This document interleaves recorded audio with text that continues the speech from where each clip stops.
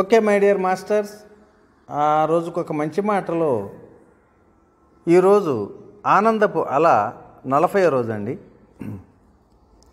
చాలామంది తమ పై అధికారిని గురించి ఎంతో అసహనంతోనూ కోపంతో కూడా ఉంటుంటారు. ఏమిటో నాకుండే సామర్థ్యంలో కనీసం పావంతైనా కూడా నా పై అధికారికి లేదు, కానీ అతని కింద నేను పయం చేయాల్సి వస్తుంది.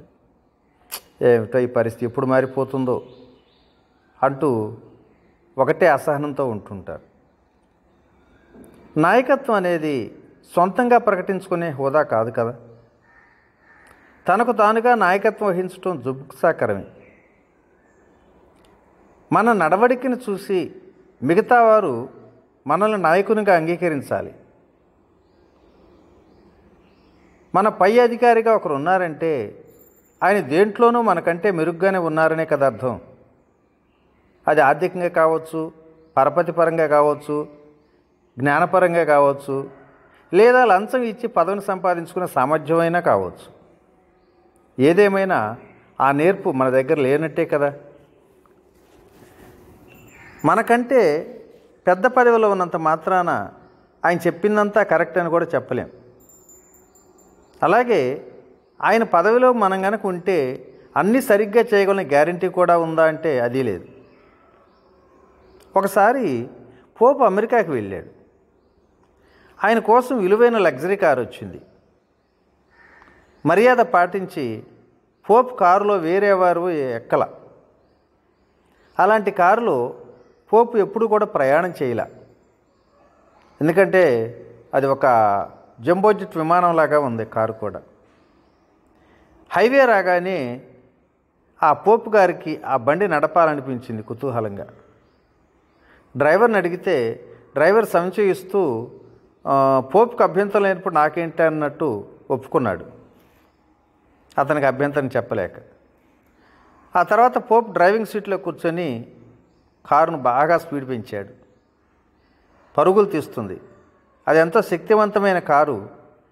మంచి వేగంతో ముందుకు దూసుకుపోతుంటే అతి వేగంతో వెళుతున్న కారును పోలీస్ కార్లు వెంబడించాయి. ఆ తర్వాత కాస్త దూరం పోయిన తర్వాత పోలీస్ కార్లు ఆ కారును ఆపేశాయి. విచారించడానికి వెళ్ళిన పోలీస్ అధికారి ఆ పోపును చూడగానే తటపటాయించాడు. పక్కకి వెళ్ళి తన పై అధికారికి ఫోన్ చేస్తున్నాడు. సార్, ఓవర్ స్పీడ్ కేసు ఒకటి ఉంది, కానీ కారులో ఉన్న వ్యక్తిని బుక్ చేయాలంటే చాలా భయంగా ఉంది సార్ అన్నాడు. ఎందుకు భయం? ఆయన ఏమన్నా కెనడీ ట్రంప్ బంధువా అన్నాడంట. కాదు సార్. మరి క్లింటన్ బంధువా? లేదు సార్. మరి జార్జ్ బుష్కు తెలిసిన మనిషా? లేదండి.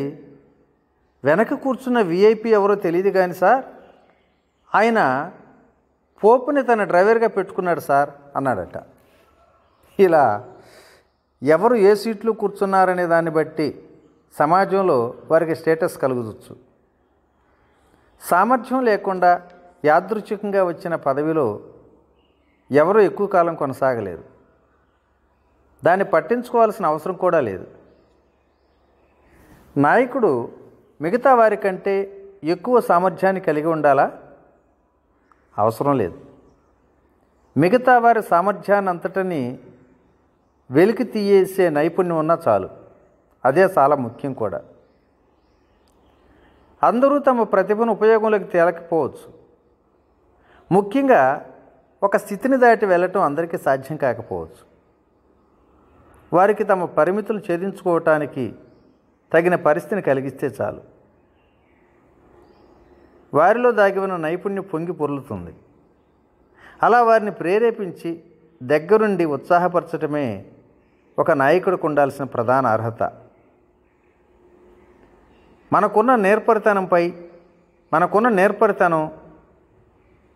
మన పై అధికారికి లేకపోవచ్చు, కానీ నాయకత్వానికి కావాల్సిన అర్హత అతనికి ఉండొచ్చు కదా. మనకు అర్హత ఉంటే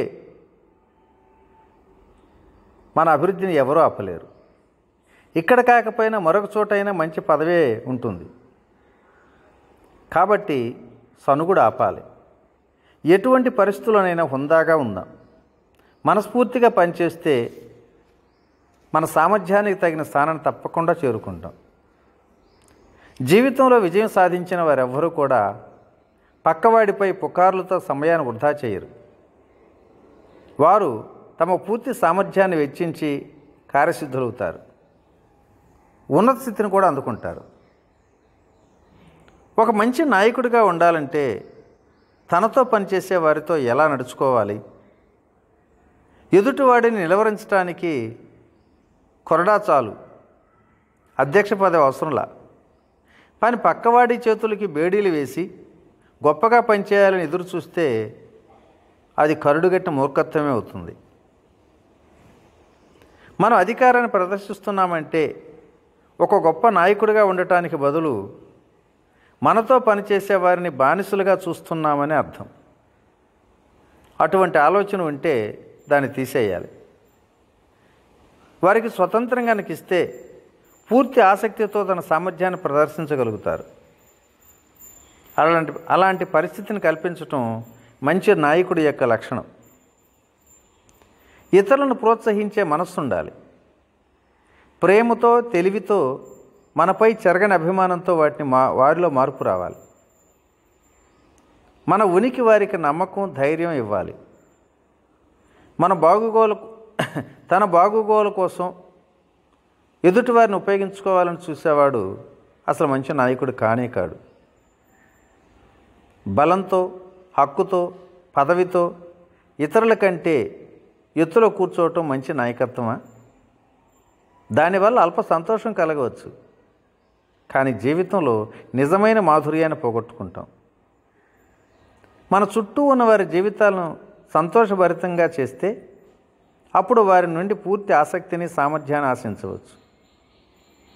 మనం లేనప్పటికంటే మనం ఉన్నప్పుడు ఎన్నో రెట్లు అద్భుతంగా రాణించగలమని మన జట్టు భావించాలి. మన ప్రమేయం విలువైందని తెలుసుకుంటే సహజంగానే వారంతా మన చుట్టూ చేరుతారు. నిస్సందేహంగా అప్పుడు మనల్నే నాయకులుగా అంగీకరిస్తారు. కొంతమంది మనుషులను గనక గమనిస్తే వారు గొప్పతనాన్ని కోరుకున్నందువల్ల వారు గొప్పవారు కాల. వారు నా సంగతి ఏమిటి అన్న విషయాన్ని దాటి మిగతా జీవితాన్ని చూడటం వల్లే గొప్పవారు అయ్యారు. పూర్తి సామర్థ్యం మేరకు పనిచేస్తే మనం ఏదో ఒక విధంగానే గొప్పవారు అవుతాం. ఎందుకంటే మనం సహజంగానే నేను నా చుట్టూ ఉన్న జీవితాలకు ఏమి చేయగలను అని ఆలోచిస్తాం కాబట్టి. ఓకే ఫ్రెండ్స్, ఈ మంచి మాట ఇంతటితో ముగించుకుందాం. రేపటి రోజుని మరికొన్ని విశేషాలతో కలుసుకుందాం. Thank you. ఇట్లా మీ రామిరెడ్డి, మానసరావు.